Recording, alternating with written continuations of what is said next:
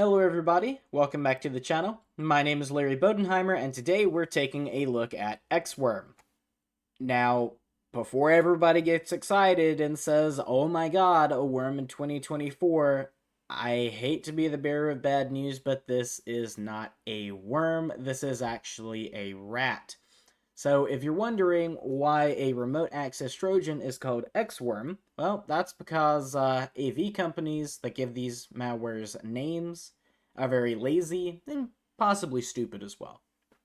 But before we run the malware itself, let's go ahead and open up VirusTotal. This has 54 out of 72 detections. And if we go to details, we can see that this malware was created today, and it's really not that old. It's only a couple of hours old. So that is a unfathomable L. This malware writer is trash. There's no reason you should have 54 detections within a couple hours of your malware being released. So that is abysmal. It would actually take longer to see who does detect this rather than who does not. So I'm going to go ahead and just look at who isn't first. So we have Baidu, Alibaba, which I didn't know they had an AV, so there you go, you learned something new. Palo Alto Networks. I don't see any big names that aren't detecting this except for WebRoot. One, nobody uses WebRoot, and two, we all know WebRoot sucks, so no surprise there. But if we take a look, Avast, AVG, Bitdefender, BCAF Pro, Avira, what other big names? Google, GData, ESET, MZSoft. Everybody has a signature for this, especially Kaspersky. And Bitdefender. Bitdefender has generic variant of jalapeno, but it is what it is. And if we go to community, we can see the only two people that have been here so far are Jaffa, because she's everywhere, and AnyRun. If we go to details, here's your MD5, your SHA-1, and your SHA-256. You won't have to type this down manually, though, because it will be in the comments section of this video.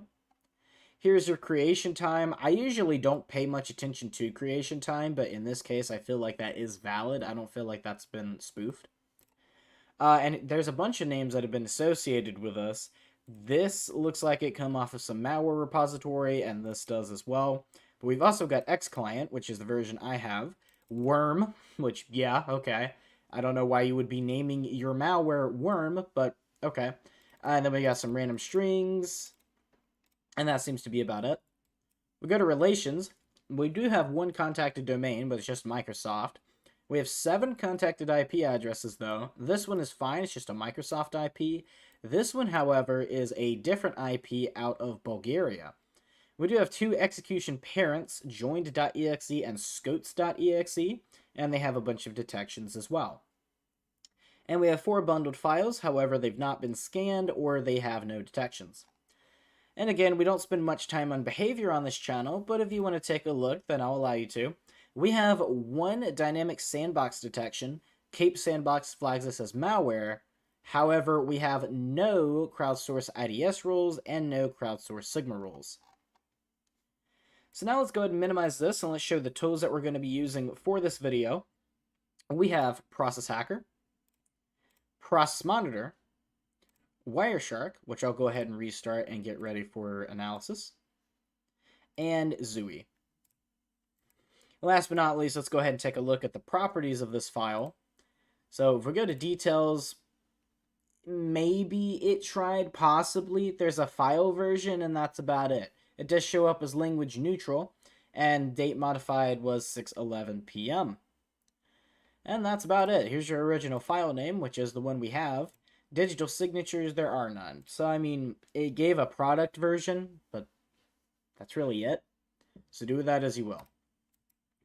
And finally, let's get Process Hacker ready. And without any further ado, let's go ahead and run us some malware. Do you want to allow this app from an unknown publisher to make changes to your device? Why not? So we run that, and Xclient does start running in the background. However, it's using very little of the CPU, and at times, none at all. But if we take a look, well, it's not here yet, but if we keep an eye out, we'll eventually see a new task pop up under services. So if we keep an eye out for that, it's one that we've seen quite a few times on this channel that malware likes to use, but it's one that I haven't really paid that much attention to. The reason I'm paying attention to it now on this video is because we're not going to see many processes opening under the file itself. They're actually going to be opening under services, and then those other services are going to be opening under something else.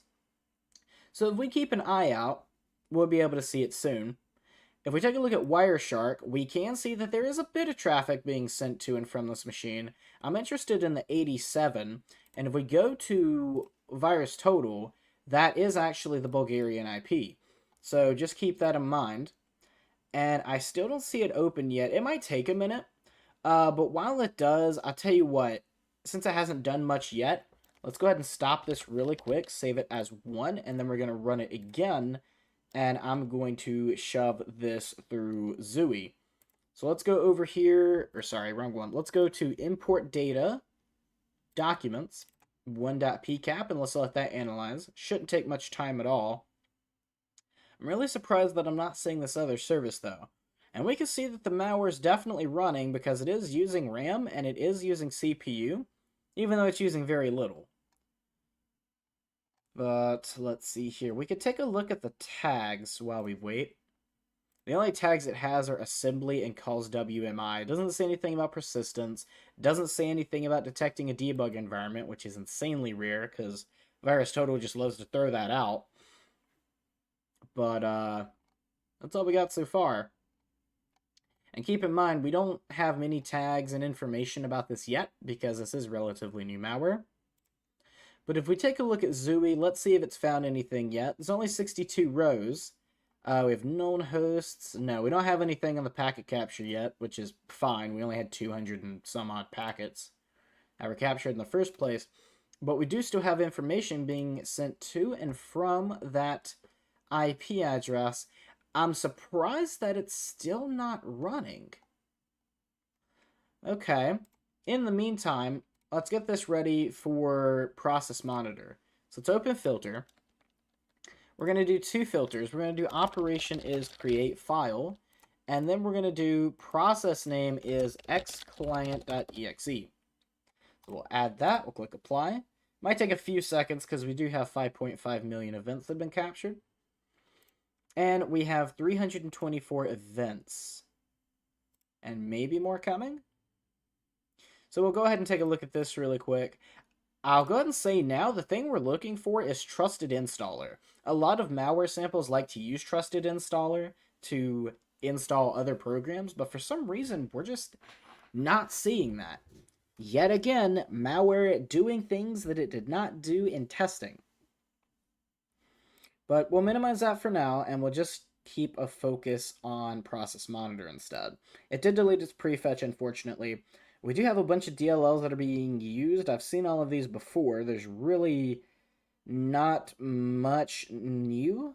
PowerShell API, okay. That's interesting enough.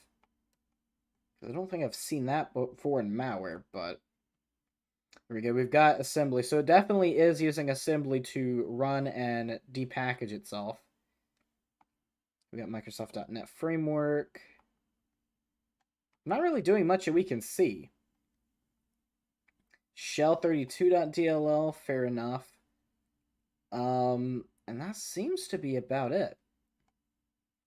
Doesn't look like it's creating any other files, which would go with what VirusTotal said. It didn't say it dropped any files, it just said it had 2 parent files. If you take a look, it's still running. And we can see, if we go back to Wireshark, it's still communicating with that Bulgarian IP. So next what I'm going to do is we're going to go ahead and open Firefox, and we're going to open Abuse IPDB, and Whois. I didn't need to open a new tab, that was my fault. We're going to go and copy this Bulgarian IP address. And no, not copy the link, just copy that. And we're going to run it through Abuse IPDB, and we're going to run it through the Whois. So it was not found in their database. The domain name is netera.net. It says the city is in Broadway, but that doesn't make any sense because that's the United States. Okay, let's go to the Whois. And see what they have to say about that. It says the address is in Boulder, Colorado. Did I copy the right one? Yeah, I definitely did. Okay, so this server is not in Bulgaria. It is in the US.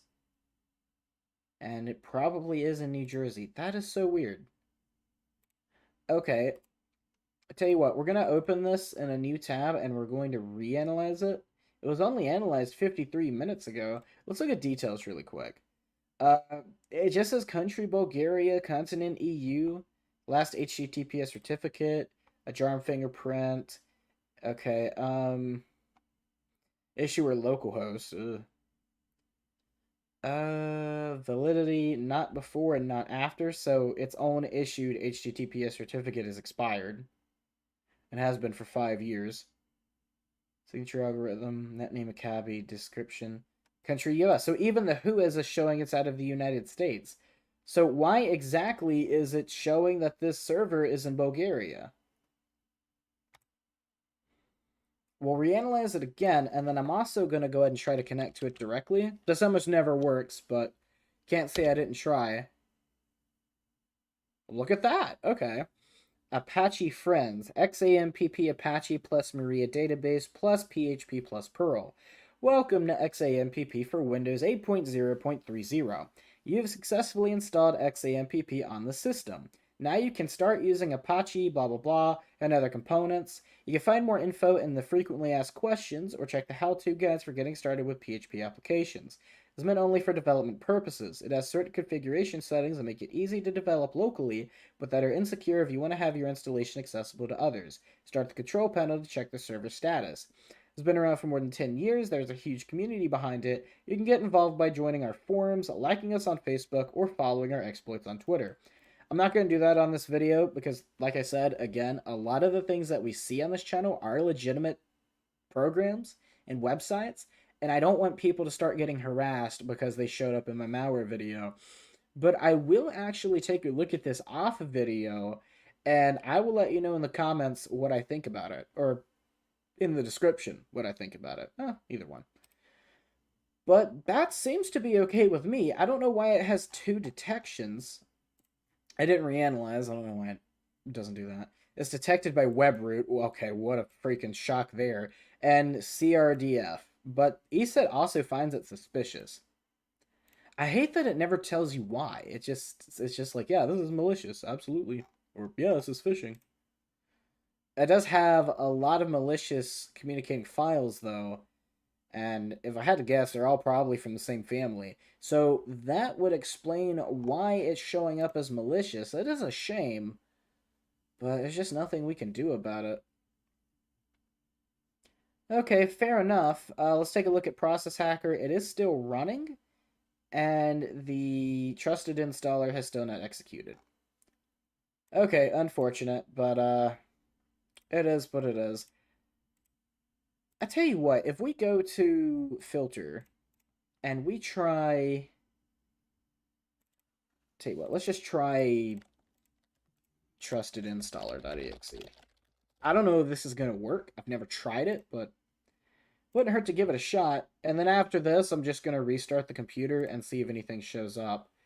I will shove this through Zooey again, but not much has changed, and I doubt if it didn't find anything the first time, that it's going to find anything this time, but it's worth taking a look. And yeah, this is all we've got. So we've got... Let's see, I don't know, I expanded that. Windows Serving Stack, CBS. Yeah. There's nothing suspicious here, which is unfortunate. So the last thing we can really do is take a look at Zooey and then restart the computer and see if it has persistence. Which I believe it could. You know, most of these I can usually take a look at it and say, yeah, this doesn't have persistence. This is just a simple info stealer. But I do believe we have a rat here. It could also be that we even have a remote client. I'd go as far as to say that. Because right now, it doesn't seem like it's exfiltrating much data. We've got 690 rows. Let's skim through this really quick. Now we got suricata, app layer, wrong direction. As this also, yeah, suricata. A lot of HTTP stuff, though. So I will take a look at that in Wireshark again. I'll just have to reload the packet capture. Okay, we're just gonna ignore all the alert 3s. We do have a notice. Invalid certification, but that's Microsoft IP, so nothing too suspicious there. Yeah, if they're layered like that and there's more than one next to each other, I'm not even gonna look. Or if they're like that and they're just showing up constantly, it's suricata. And I don't believe we're gonna get much else. We got a notice here. It's another Microsoft IP and another. Matter of fact, I think these all might be the same one. Yeah, they are. Maybe. Not the exact same identical IP, but they're probably grouped together. And yeah, unfortunately, nothing that just shows up and sticks out to us. So the last thing that we're going to be able to do is just restart the virtual machine. And then I can take a look at those HTTP connections in Wireshark because I'll admit I forgot to. But we'll let this load up really quick and then I'll do that. First thing we're going to do is log in as quick as possible, run straight for Process Hacker to see if anything shows up. And then I will open up Wireshark and take a look at 2.pcap. Not the first one, but the second one. Because if I remember correctly, the first one didn't have any HTTP. So let's go to Process Hacker. Oh, we do have... That was interesting. Okay. Not necessarily malicious on its own. It could just be startup processes. And I'm not seeing anything from the malware itself. Now, it still could take a little bit to load up. And it could be under services as well. As a matter of fact, it probably is under services. Nothing here. Nothing here. If this really was just a simple info stealer, I'm going to be very disappointed. That does look to be the case, but I'm not gonna call it yet. Let's go ahead and open Ethernet, and well, I didn't need to do that. Well, let's go ahead and open that packet capture. Stop. 2.pcap.ng. There's some like little kids screaming outside. They've been doing that for the past few days. It's really getting on my nerves. We're gonna do HTTP. And okay, these are all just certificate. Wait, maybe not. This may have been from my connection to the IP, though. I believe it is. You know what? It's probably not. Because, what was the time? Actually, no. These were only like 1 second apart. Okay, now, some of these definitely aren't mine. I was suspicious of these because they were different, like, packet numbers. But then I looked and saw they were like 1 second apart. This is like a minute and a half apart, and it's... Okay, so it definitely is accessing this website for something, and it's doing it in HTTP, but I'm not seeing it download anything. So most likely, what the heck is that? Oh, XML, okay. So most likely what it's doing is it's reaching out and just making sure that that IP is still up. Is this also XML? Yeah, it is, okay. But, that's going to be about it for XWorm. I know this one wasn't really in your face, and it's not really cool. It doesn't have any persistence or anything. But I did notice that it's like a couple hours old, and everybody detects it, which is just hilarious. But I hope you guys did enjoy the video anyway. If you guys did enjoy, please make sure to leave a like, leave a comment in the comment section down below, and let me know if there's anything I did not do in this video that you want to see for future ones, so I know to do it in the future. My name is Larry Bodenheimer, you guys have been amazing, and I will see you in the next one.